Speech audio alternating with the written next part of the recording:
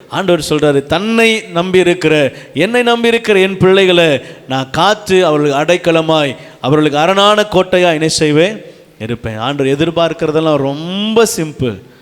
என்னை நம்பி இருங்க, என்னை சார்ந்து கொள்ளுங்க. ஆண்டவரை விட்டு ஒரு நாளும் தூரம் போகாதீங்க. உலகம் உங்களை பின்னோக்கி இழுக்க தான் செய்யும். ஆமென். வாலிப பிரயாயத்தில் சிருஷ்டிகரை நினை.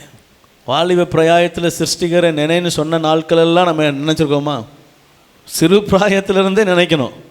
ஆண்டவர் வாலிப பிரயாயத்தை கொஞ்சம் எக்ஸ்ட்ரீமாக என்ன செய்கிறாரு, கொஞ்சம் அப்படியே அழுத்தி சொல்கிறார். உன் வாலிப பிரயாயத்தில் என்ன செய், சிருஷ்டிகரை நினை, அவரே உன் நாயகன். இப்போ அழக காரியங்களை சொல்கிறார்.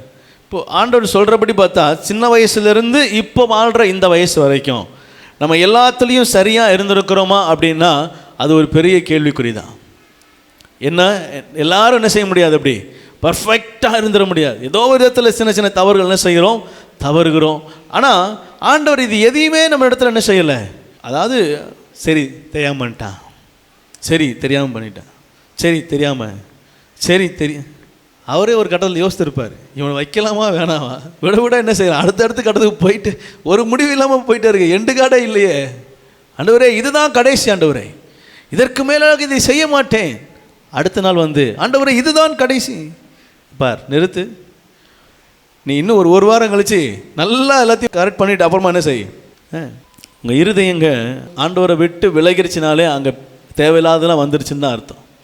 நம்ம ஆண்டவருடைய வார்த்தையை கேட்கறது முன்பதாக, ரட்சிக்கப்படுவது முன்பதாக, இல்லை ஆண்டவருடைய அன்பை ருசி பார்க்கறது முன்பதாக இருந்த வாழ்க்கை வேறு.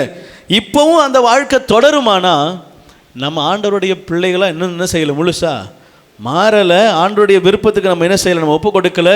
கர்த்தருடைய சித்தத்துக்கு ஒப்பு கொடுக்கலை. கர்த்தருடைய வழிக்கு நம்ம ஒப்பு கொடுக்கலை. உண்மையாய் வாழ ஒப்பு கொடுக்கலை. வேதத்துக்கு ஒப்பு கொடுக்கலை.